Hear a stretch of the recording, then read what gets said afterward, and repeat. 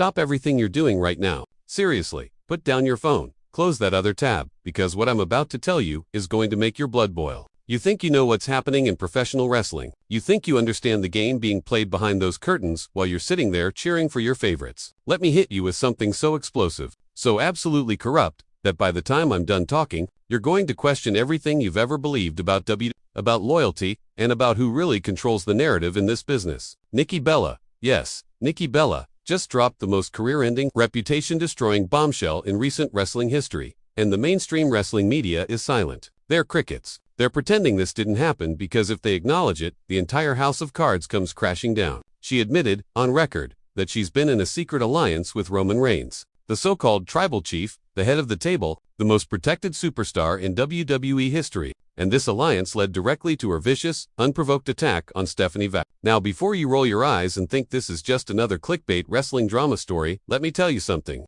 I have receipts. I have time. I have insider information from people who are terrified to speak publicly because they know what happens when you cross the power structure in WWE. And by the end of this video, you're going to be so fired up that you'll be demanding answers from WWE, from Nikki, from Roman, and from everyone who's been complicit in this disgusting display of backstage politics destroying legitimate talent. Let's start from the beginning because context matters here, and I want you to understand just how deep this rabbit hole goes. Nikki Bella retired from in-ring competition years ago, right? She moved on to reality television, to her various business ventures, to being a mom, to living her best life outside of wrestling. She had nothing left to prove, nothing left to accomplish in WWE. She's a Hall of Famer. She's a former Divas champion multiple times. She's been on the cover of magazines. She's achieved everything a female wrestler could achieve in WWE's system. So why in the world, would she suddenly have this burning desire to come back and specifically target Stephanie Vaquer, a wrestler who, let's be honest, most casual WWE fans probably didn't even know about until recently? Stephanie's been killing it in the independent scene,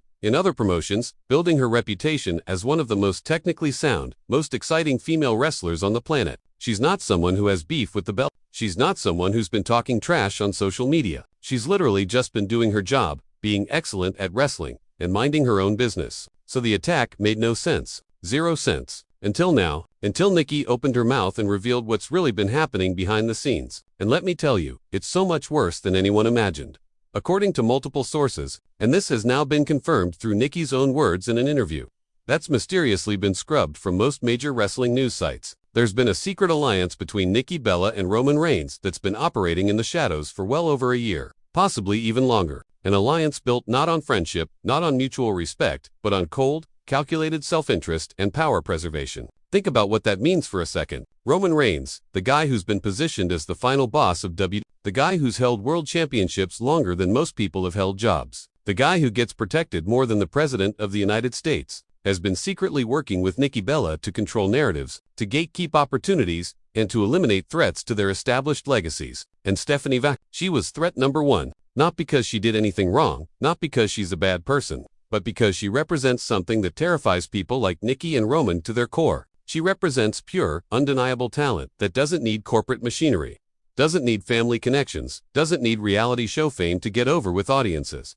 She's a wrestler's wrestler, and in WWE's current political climate, that makes her dangerous. Now let's talk about why this alliance even exists. Because understanding the motivation is crucial to understanding just how sinister this whole situation is. Roman Reigns has spent the better part of a decade being pushed as the face of WWE, whether fans wanted it or not. He's been booed out of buildings. He's had fan revolts against his pushes. He's had legendary wrestlers like CM Punk call out the company for their favoritism toward him. And yet, nothing ever changed. Why? Because Roman is protected at the highest levels. Vince McMahon saw him as the guy. Triple H continued that vision. Roman has the look, the bloodline, the connections through his family. And most importantly, he's been willing to play the corporate game exactly how they want it played. He doesn't rock the boat. He doesn't demand creative freedom. He does what he's told while maintaining this illusion of being the locker room leader. But here's the problem Roman faces now that he's never faced before. The landscape of wrestling is changing. Fans are more educated than ever. They watch wrestling from all over the world. They know who the best workers are, regardless of what company employs them. They're not fooled by corporate propaganda anymore. And when someone like Stephanie Vaquer starts getting buzz, starts getting social media traction, starts getting that organic fan support that can't be manufactured, it threatens everything Roman has built because it exposes the difference between someone who's pushed by the machine and someone who's over because of genuine. Talent. This is where Nikki becomes the perfect accomplice. See, Nikki has her own legacy crisis happening. The Bella twins spent years being the faces of WWE's women's division during an era that, let's be brutally honest, was not kind to women's wrestling. They were models first, wrestlers second. They got opportunities because of their looks, their willingness to do reality TV, their ability to be marketable outside of wrestling. And there's nothing inherently wrong with that except, when you fast forward to today's era where women like Stephanie Vaquer, Julia, Mercedes Moan, and others are showing what women's wrestling can be when it's taken seriously as an athletic competition, the Bella's legacy starts to look really different in hindsight. Their accomplishments start to feel hollow. Their Hall of Fame inductions start to seem premature. And for someone like Nikki who's built an entire business empire around being a wrestling icon, that's terrifying. If the narrative shifts to recognize that the Bellas were beneficiaries of a system that held women's wrestling back rather than pioneers who pushed it forward, everything she's built comes crashing down. Her brand value decreases. Her relevance diminishes. Her place in history gets questioned.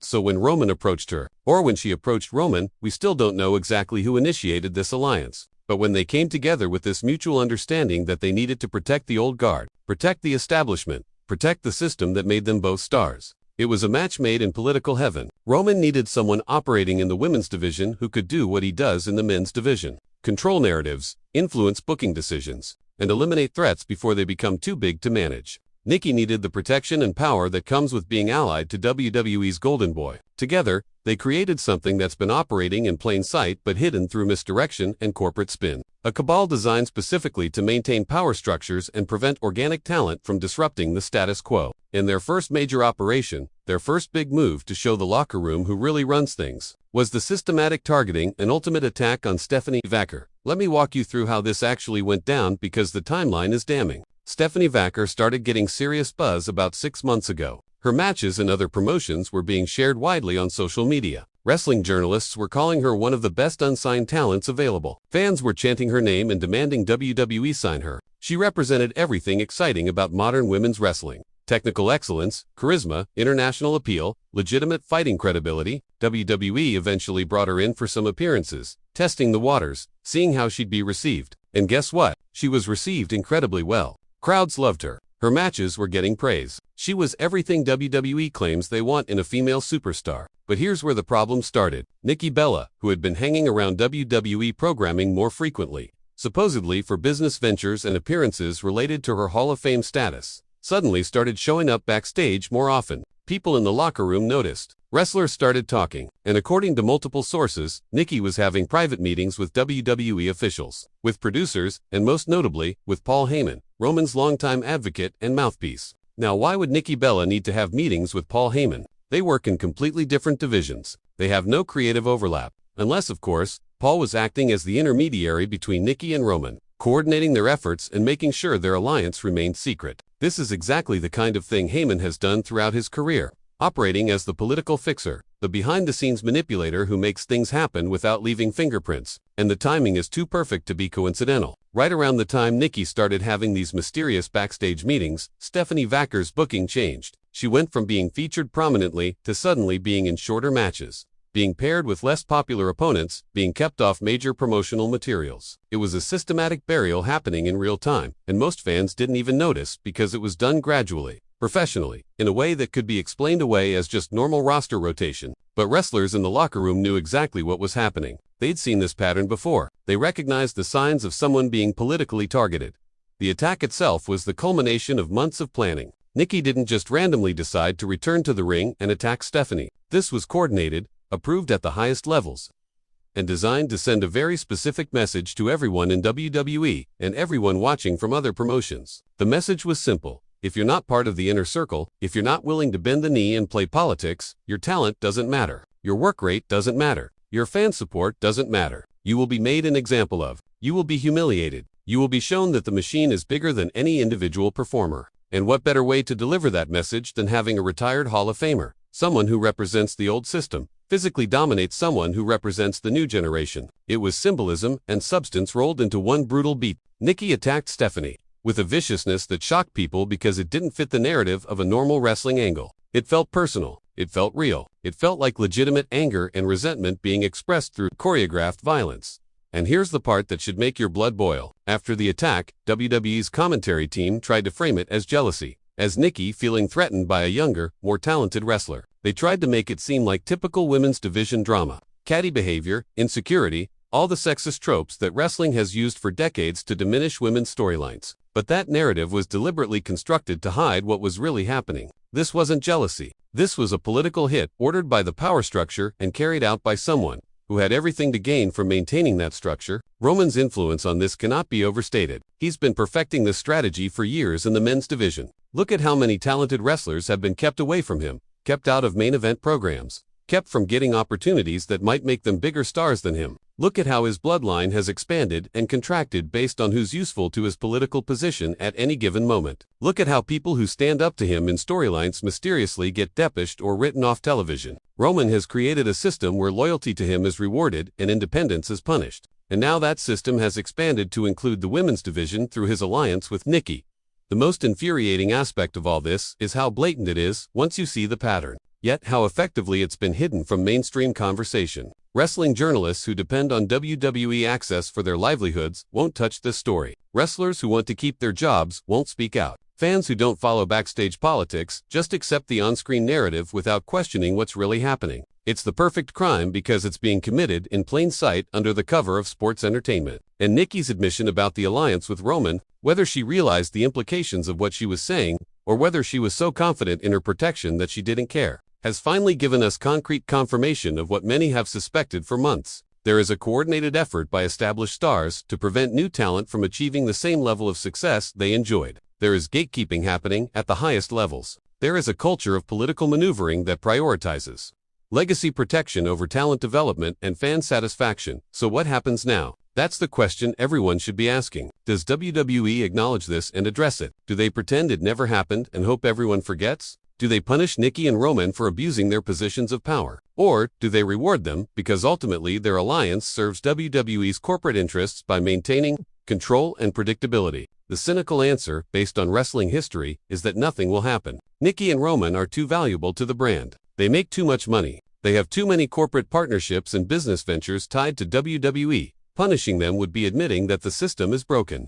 And WWE will never admit that. But here's what we can do as fans. We can refuse to let this story die. We can support wrestlers like Stephanie Vaquer who are trying to succeed based on merit rather than politics. We can call out favoritism and nepotism when we see it. We can demand better from a company that claims to value competition and fairness but consistently demonstrates the opposite. The alliance between Nikki Bella and Roman Reigns represents everything wrong with modern WWE. It's corporate politics masquerading as sports entertainment. It's legacy protection at the expense of future talent. It's gatekeeping by people who benefited from doors being opened for them but now want to close those doors to others. Stephanie Vaquer deserves better. Every wrestler grinding to perfect their craft deserves better. Every fan paying money to watch what they believe is competition based on merit deserves better. And until we demand accountability, until we refuse to accept these political games as just part of the business, nothing will change. Nikki dropped the bombshell. Now it's up to us to make sure it explodes with consequences.